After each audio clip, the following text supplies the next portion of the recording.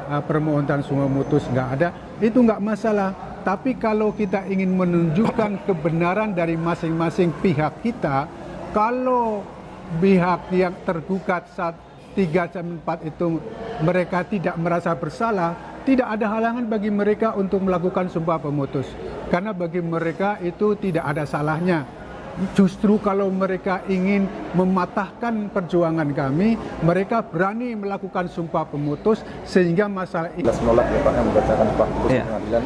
Artinya Pak Azani dan Ustadz Kolek jikalau diminta untuk membacakan sumpah tersebut di depan majelis hakim artinya sudah siap ya Pak ya? Oh siap sekali. Siap. Saya berharapnya kemarin begini, saya mengajukan sumpah pemutus, dia yang bersumpah, kemudian dia tidak mau, dia mengembalikan kepada saya. Tetapi itu kan mereka pasti sudah baca. Kalau itu dikembalikan kepada kami, pasti kami berani kan begitu.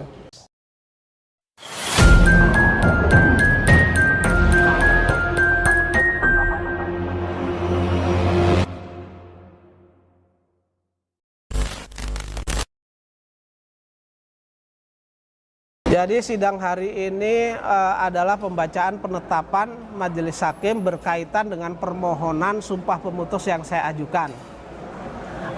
Berkaitan dengan sumpah pemutus itu, kemudian saya sebagai penggugat mengajukan sumpah pemutus, kemudian dari tergugat 3 Yusuf Mansur dan tergugat 4 itu BMT Darussalam, mereka juga menanggapi permohonan saya tentang sumpah pemutus tersebut. Kemudian majelis hakim mengambil sikap tadi berdasarkan penetapannya, sumpah pemutus itu tidak perlu dilakukan. Ya, tidak perlu dilakukan karena masing-masing pihak sudah menyampaikan alat bukti, baik saya, baik penggugat maupun tergugat. Sehingga menurut majelis hakim dari alat bukti tersebut itu sudah bisa dipakai sebagai landasan untuk membuat suatu putusan. Gitu. Ya, untuk alat bukti yang disampaikan dari pihak Yusuf Mansur ini kan Mbak Zaini sendiri meragukan ya Pak ya, terkait dengan sikap yang menolak sumpah pemutus Pak Zaini, bagaimana tanggapan Pak Zaini? Menurut saya biasa-biasa saja karena kan masih ada keputusan, yang putusan akhirnya itu adalah putusan akhir nantinya. Kalau mengenai alat bukti yang kemarin saya tolak adalah buktinya T42. T42 itu surat pernyataan yang menyatakan bahwa saya itu bertanda tangan di sana, katanya sudah mengambil uang itu cash. Namun itulah yang saya ragukan karena saya merasa tidak pernah tanda tangan di suatu kertas pernyataan dalam bentuk apapun. Saya meragukan bahwa tanda tangan yang di atas pernyataan itu tanda tangan basah saya. Artinya itu bisa difotokopi, itu bisa di-scan. Karena mereka menunjukkan katanya yang asli, ketika saya raba di belakangnya ini, itu tidak tembus. Padahal tanda tangan saya itu biasa tembus. Itu yang disampaikan oleh pihak BMT Pak ya? Itu yang disampaikan oleh BMT. Palsu tersebut Pak ya? Iya. Apa rencana Pak Zaini terkait hal tersebut?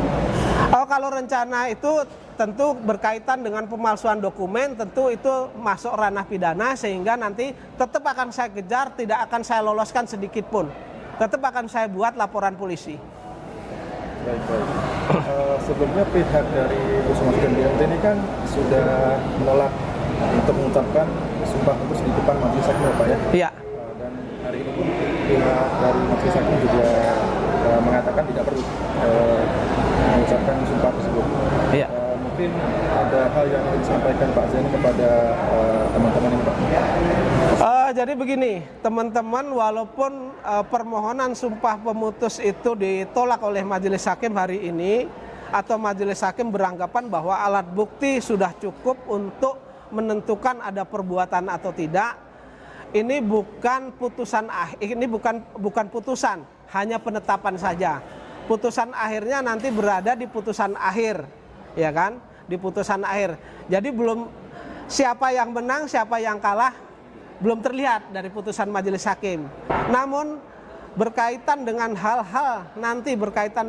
putusan majelis hakim, Nanti akan saya pelajari, kalau toh nanti saya sebagai pihak yang kalah, akan saya pelajari pertimbangan majelis hakim.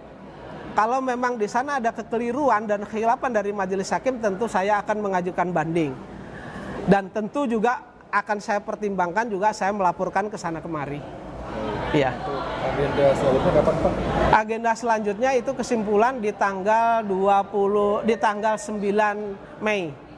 Tanggal 9 Mei kesimpulan dari para pihak. Tetapi tadi saya mengajukan surat permohonan untuk insakeh berkas perkara.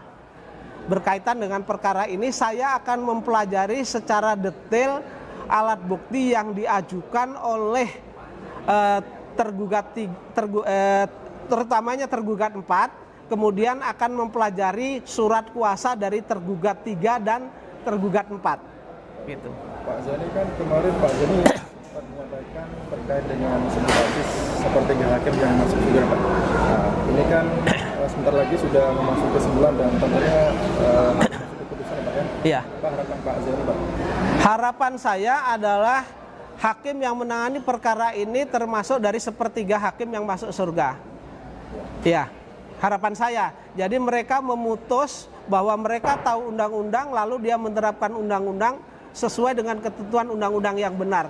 Kalau dalam hadis kan begitu, itulah hakim yang akan masuk surga. Ya, Pak, saya ini harapkan hakim memutuskan putusan yang sah-sahnya, Pak, ya. Baik. Jikalau nanti Pak seandainya pihak majelis hakim memberikan keputusan yang tidak sesuai dengan harapan Bapak, bagaimana, Pak? Akan saya pelajari dari putusan itu nanti, dari putusan itu mulai dari pertimbangan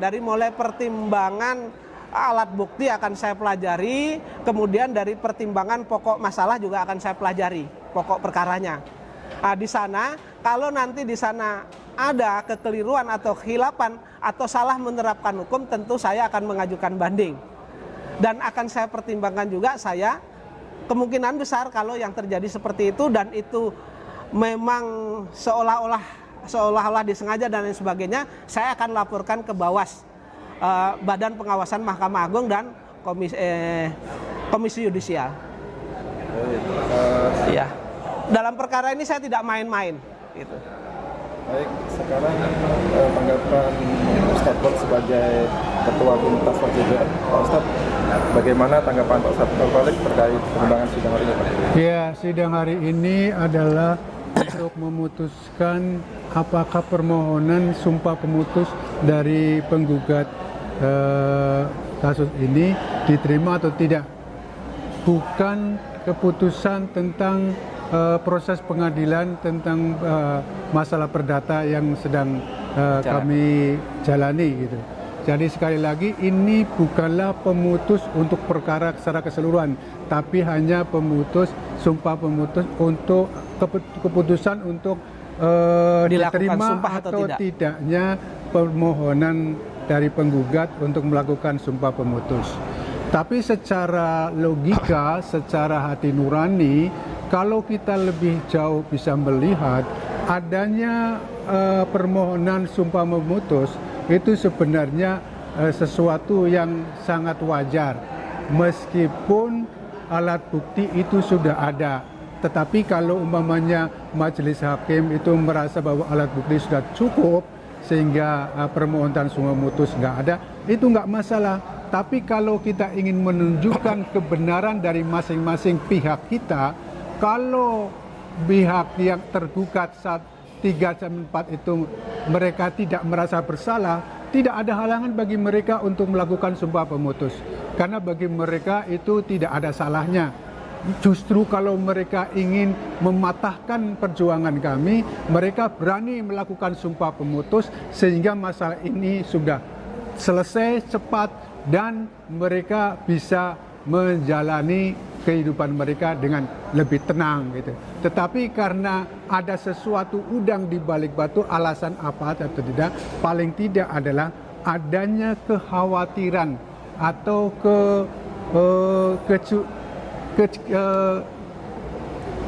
ketakutan bahwa mereka berbuat salah, maka mereka mengusulkan untuk ditolak permohonan sumpah pemutus dari penggugat gitu. Itu sebenarnya yang kita terima sebagai seorang awam. Sekali lagi, kalau mereka berjiwa besar dan mereka merasa benar, apa takutnya, apa yang bisa ditakutkan terhadap masalah sumpah pemutus itu? Justru sumpah pemutus itu menjadi pembukti benar tidaknya dari masing-masing pihak kita. Kalau mereka berani melakukan sumpah pemutus, berarti mereka benar dan kami yang salah. Ya, untuk Secara formal begitu. Secara formal. Tapi secara material Allah yang tahu. Betul. Ya kan? pihak BMT dan Wismasro ini kan sudah jelas menolak ya Pak yang membacakan sumpah pemutus Iya. pengadilan. Artinya Pak Zani dan Ustadz Golek jikalau diminta untuk membacakan sumpah tersebut di depan majelis hakim berarti sudah siap ya Pak ya? Oh siap sekali. Dari sejak semula. Siap. Kita Saya berharapnya kemarin begini, saya mengajukan sumpah pemutus, dia yang bersumpah, kemudian dia tidak mau, dia mengembalikan kepada saya. Tetapi itu kan mereka pasti sudah baca. Kalau itu dikembalikan kepada kami, pasti kami berani kan begitu. Akhirnya kalah juga dia gitu kan nantinya. Nah itu makanya dia berlindunglah di balik majelis hakim ini, apakah ini memenuhi syarat atau tidak begitu.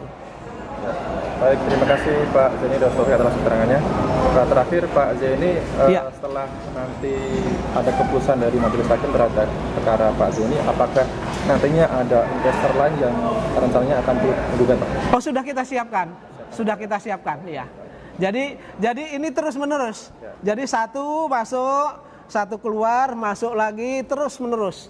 Sampai dengan ya nanti kita lihatlah. Sampai kebenaran terungkap. Sampai kebenaran terungkap dan kemungkinan besar Yusuf Mansur sampai dengan tidak ada nyawa. Oke. Itu. Baik, terima kasih Pak Zeni dan Ustadz. Iya. Iya.